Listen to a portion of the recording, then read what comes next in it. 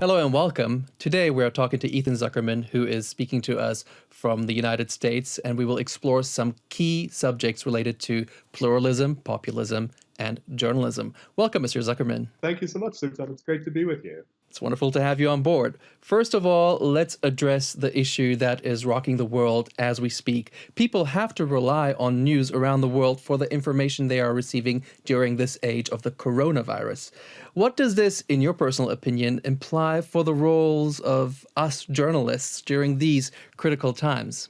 I think journalism is a critical service and an essential service even during normal times. At the moment of coronavirus, it's never been more important. And so having someone who can be an authoritative source of information, who can help us answer questions about what we should be doing and not doing, is utterly critical. Of course, we're realizing also the limitations of the medium at the same time, because in some cases, we don't know what we should know, what we shouldn't know. We don't know many, many different things about this virus. So the role of journalists right now is both to tell us what we do know, but also help us understand what we don't know and perhaps why we don't know it. Thank you for that big vote of confidence in our profession. Let's talk about an issue that has been rocking our profession, journalism, for the last few years, and that is digitization, one of your areas of expertise. So we are all witnessing how the world is changing. People are paying their bills online, they're working from home, they're filing their taxes. A lot of the things that have been happening in the analog world in the past are now in the digital realm. But is this shift to this digital age a blessing or a curse for qualitative journalism?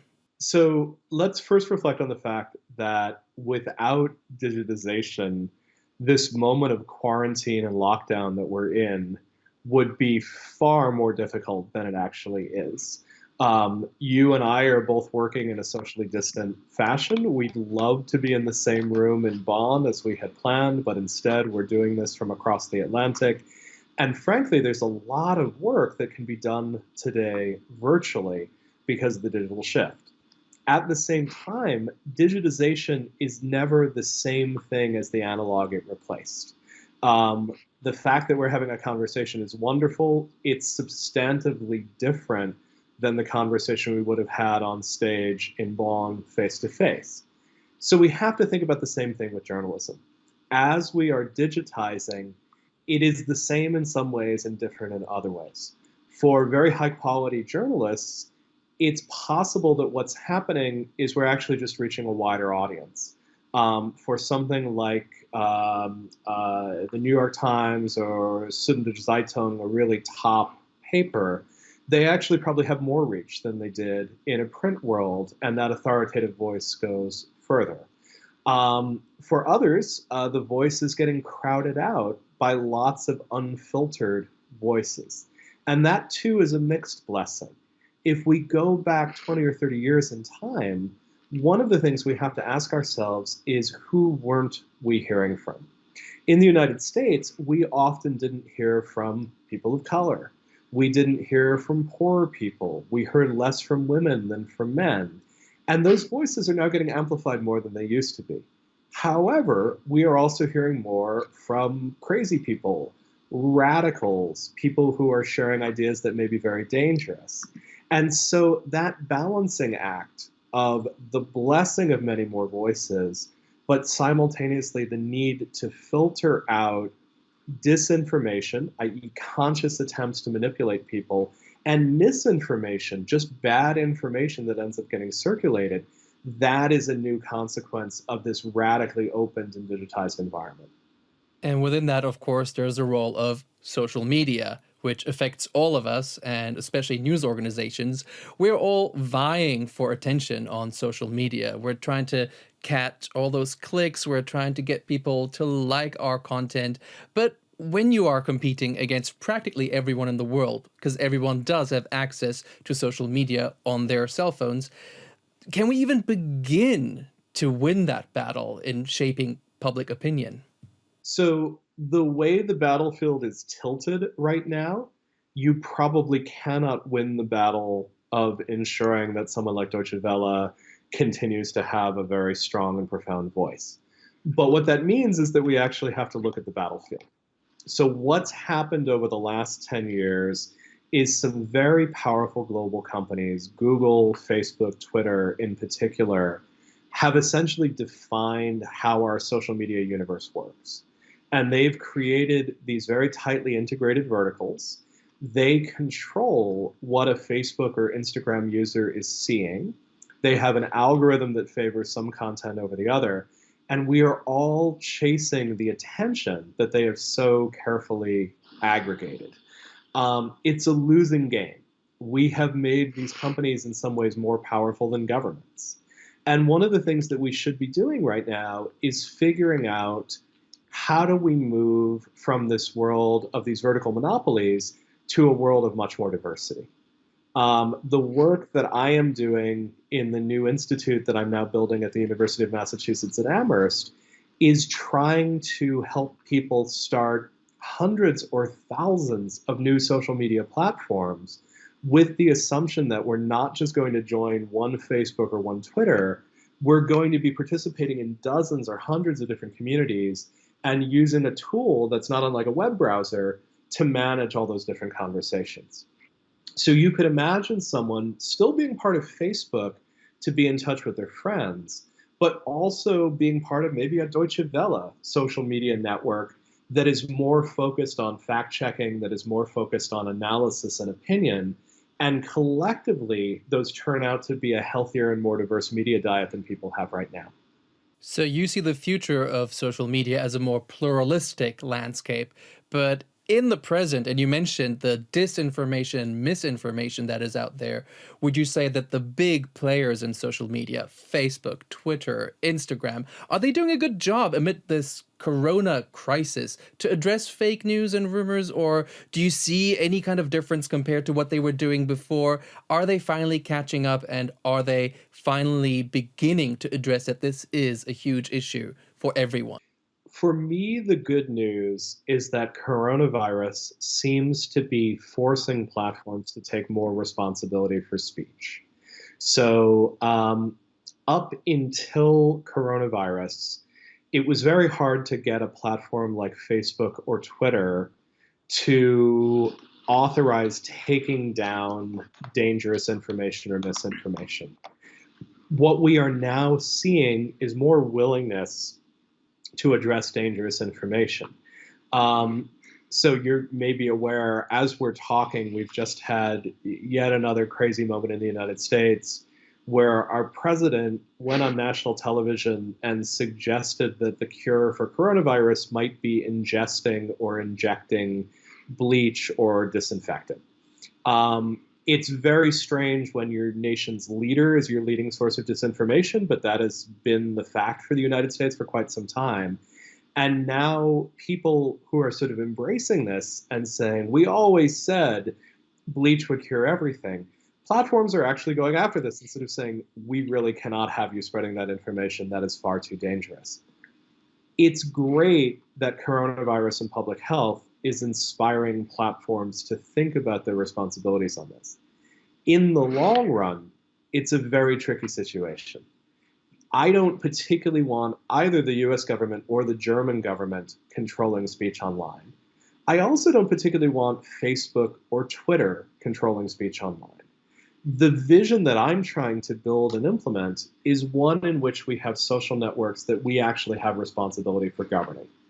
If you had a social network that was encompassing tens of thousands of people rather than tens of millions of people, you might be able to be part of the governance structure of it. And you could decide with that community what are the rules of the road. And there might be some networks that were much more open to speech, whether it's dangerous or not. There would be others that would be much more cautious and would have rules about taking those things down. But rather than being subject to a platform's decision about all of this, you would be part of a body that was making those decisions. So it's a good step in the right direction. I'm glad to see platforms stepping up and taking responsibility. But the long-term vision has to be one where we as individuals take some of the responsibility for the governance of these tools. Do you think, or does your research suggest that this is practicable and possible that social media in some form can actually help democracies, can help with democratization, can help empower people? Is that a real prospect? Because from where we're standing right now and the way that we are looking at those giants worldwide, it is sometimes a grim picture. So let's take a look at a social network that is enormously important but doesn't get enough attention, and that's Reddit. In the United States, Reddit is now the seventh most visited site on the internet. It's behind companies that you've heard of: Google, YouTube, Zoom recently made that list, but it's really the biggest players out there, and Reddit is sort of number seven on that list. Reddit is organized into hundreds of thousands of self-governing communities. Some of them are dreadful. They're just awful, hateful, miserable places. Some of them are run really, really well. r/science has something like 1,500 moderators, all of whom have science PhDs. And the conversation within that space can only be opened up by someone referencing a peer-reviewed publication. So each group has its own governance structure.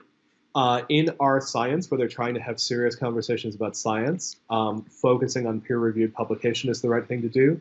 In another community where it might be about support for someone who has survived rape or sexual assault, you'd have very different rules, and they probably encourage secrecy and confidentiality and so on and so forth. They've built a framework that is allowing people to have these self-governing spaces, and many of them work quite well. They also have a set of standards that allow them to step in and enforce when they aren't working well. I think we need to spend a little bit less time obsessing over Facebook and Twitter, which tend to be the favorites of reporters and journalists, and start getting more knowledgeable about some of these other communities that have more self-governance and have more diversity in terms of how they run. So you're looking at various social media platforms on an individual basis and assessing them according to their own merits. Last year, we had Mr. Jaron Lanier at the Global Media Forum, and he said, delete your accounts, everyone. There is no other way to deal with it. They're stealing your data. But you wouldn't say that, or would you? So I think Jaron is taking an incredibly privileged stance. I think for many people in the world, social media is how they maintain friendships, business relationships. They stay in touch with families and friends. I do a lot of work in the developing world. It's very hard to imagine communication without a tool like WhatsApp. I understand that Jaron can delete his accounts and people will still maintain ties with him. But for people right now who are trying to figure out how they maintain a social structure, these tools can be incredibly valuable.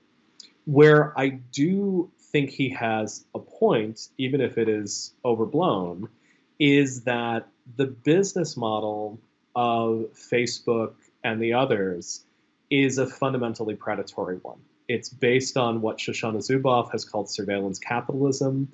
It's based on this idea that everything should be free, and in exchange for it, we will simply watch what you do all the time and collect the data. I think that is a deeply unhealthy model, and I think we need a lot of innovation to help us get away from that model. The model that I'm taking most seriously right now is frankly the model that you're working under. It's public service broadcasting.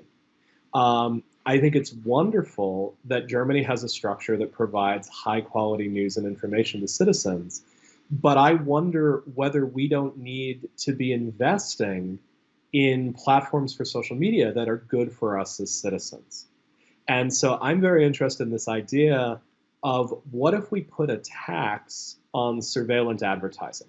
What if we take that business model that Jaron and I both agree is dangerous, and what if we put a substantial tax on it and essentially say, hey, Facebook, hey, Google, if you want to keep doing that, that's fine, but you're going to be giving 10% of the revenues that you make from that to a public service entity that is helping create viable alternatives that are self-governed, that are smaller, that are not surveilling people, and that are explicitly focused on being good for us as citizens. That's the work that I'm now doing at UMass Amherst, and that's very much the challenge that I'm trying to get people beyond, is not just step away from Facebook, but start figuring out how to build something much better. That does sound very interesting, and I hope we will hear much more about it. I do have one final question, though, and that is about populists concretely, both online and offline. We are witnessing very interesting times right now, and this coronavirus has blown the lid open on so many things around the world. And so many people are trying to get the attention right now of others. And are populists going to have a real future in this setup, or are they going to fall through the cracks? Because there is just so much out there. You can't just turn to one leader or one president. There is a whole plethora of information out there competing for our attention. One of the things we have to be so careful about with populism is trying to understand how representative or unrepresentative it is. Populists like to portray themselves as representing a silent majority. And in many cases, what they actually are is a very small minority. We're seeing this right now in the United States. There are protests that are getting very high visibility of people asking that social distancing be ended and that businesses reopen and return to normal. From people who've gone out and actually visited these protests, there are a few hundred people. And polling suggests that the vast majority of Americans support social distancing. The problem, in some ways, is that populists are often very good at inflating their own numbers. They use bots, they amplify things on social media. And one of the things that we'll have to get very good at in the media environment that I'm anticipating, with many, many more platforms and much more diversity, is trying to figure out how loud someone's voice actually is. Because, of course, everyone has the incentive to try to seem as loud as possible. So it's very much an unsolved socio-technical problem, and it's one that we'll have to take very, very seriously going forward. So, in short, do you think the coronavirus, the current crisis, will make populists obsolete or not? No, I think coronavirus is giving enormous fuel to populism. We have many, many scared and angry people with a lot of time on their hands. And we have a media environment that is better than it's ever been at amplifying opinions. So I think in the short term, this is probably going to be a groundswell of populism. In the long term, I hope that we're going to rebuild some of these architectures and get better at pluralism as a counterbalance to populism. Thank you, Mr. Zuckerman. Thank you for your time and thank you for sharing your views with us. And we really sincerely do hope to welcome you in Bonn next year at the Global Media Forum.